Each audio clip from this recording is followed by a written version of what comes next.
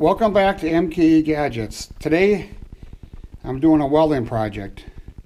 And a lot of people go, well, you got a welder, what do you do with it? So a co-worker of mine asked me to repair this grate. And this is for his soccer club. And they have a concession stand there. And this is a fire pit. This is where the charcoal would sit. And the top would be a grate where they would cook hamburgers and brats and hot dogs. Well, after a lot of heating and cooling cycles, this flattened expanded metal sagged, and he asked me to cut it out and weld in a new one and to put these supports in there. So now we don't have as big of an area. So let me show you what I cut out. So this is what I cut out, and you can see it's pretty much of a mess. And because there was no support in the center, it sagged and sagged and it finally broke through. Going into soccer season, they have a big match just next weekend, and he asked me if I would repair this. So this is expanded metal, and it's flattened.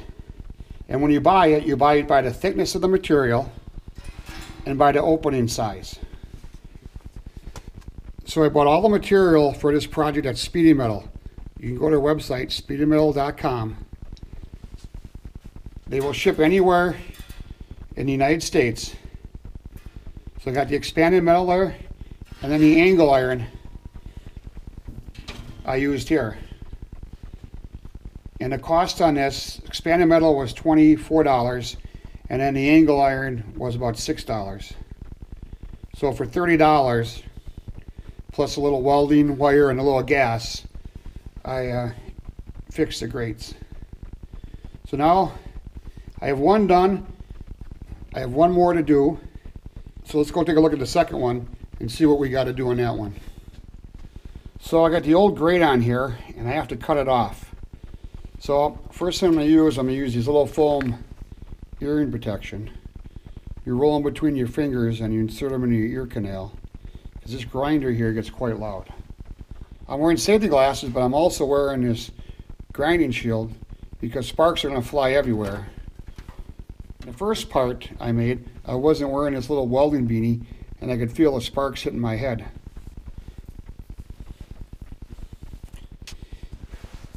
I'm using a cutoff wheel on my DeWalt angle grinder here. And I got to cut out all the previous welds all the way around. I'm just going to do a couple, and I'll finish up off camera.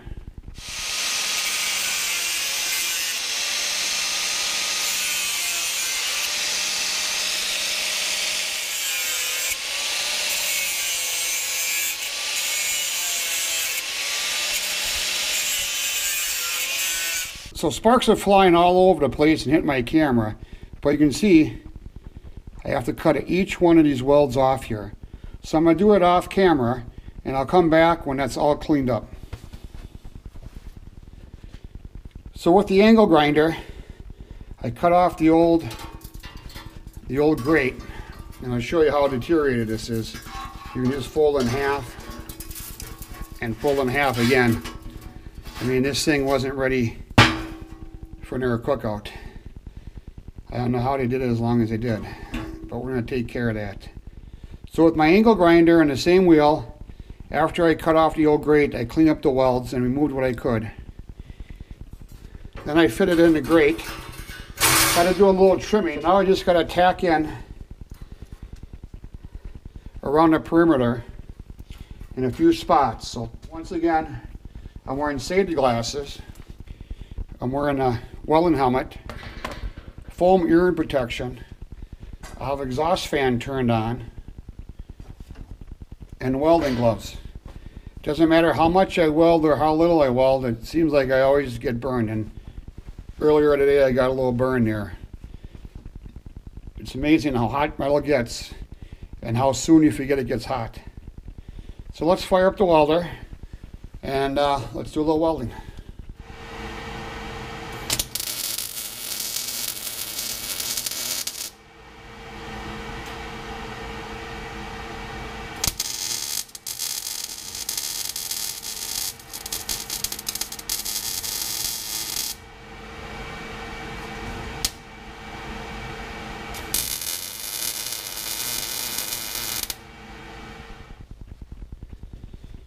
So I welded the perforated metal all the way around, every 6 inches, maybe 4 inches. And now I'm going to add angle iron. And when you buy angle iron, there's a couple dimensions you got to know. First, you got to know the size of the leg, and they're always not equal. This could be 2 by 3, and you got to know the size of the web. So this is 1 inch by 1 inch by 1/4 inch web, and then you just tell them the size you want. This is like 27 inches long, 2 of them. So I measured and I laid this out so the 3 compartments are kind of equal, and that's about 9.5 inches. I got a little mark there. This whole thing is not square, so if it looks like it out, it probably is.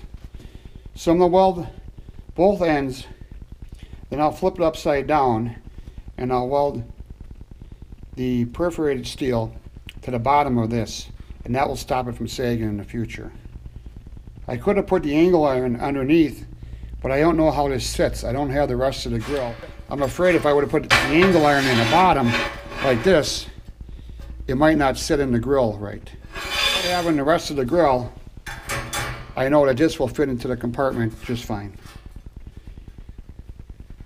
Weld these 2 pieces in, and then flip it over and then stitch weld the expanded metal to the bottom of this.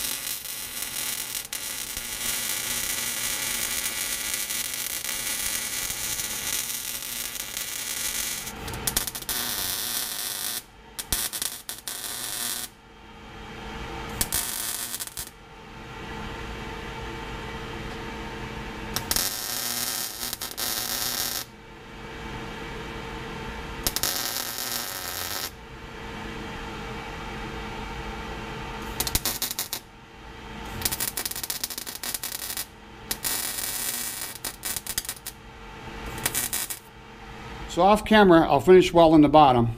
I'll flip it over and I'll weld the angle iron on a little bit more. So the second grate is all done. I welded the ends on, flipped it upside down, and I welded the expanded metal to the underside of here. And now this should stop from sagging. It will eventually burn through, but I think it'd be a lot easier. You could just cut some smaller pieces of expanded metal and put a couple patches in here, maybe make 3 patches. Because cutting it all out is almost more work than starting from new. So you do one, you copy and paste. And here's the other one. You can see all the little stitches on there. And hopefully that stops it from bending so much. So this job is complete. And as I like to say, thank you for viewing. Please subscribe if you haven't, tell your friends, and leave a comment if you thought this was a worthwhile project showing, if you learned something. MKE Gadgets out.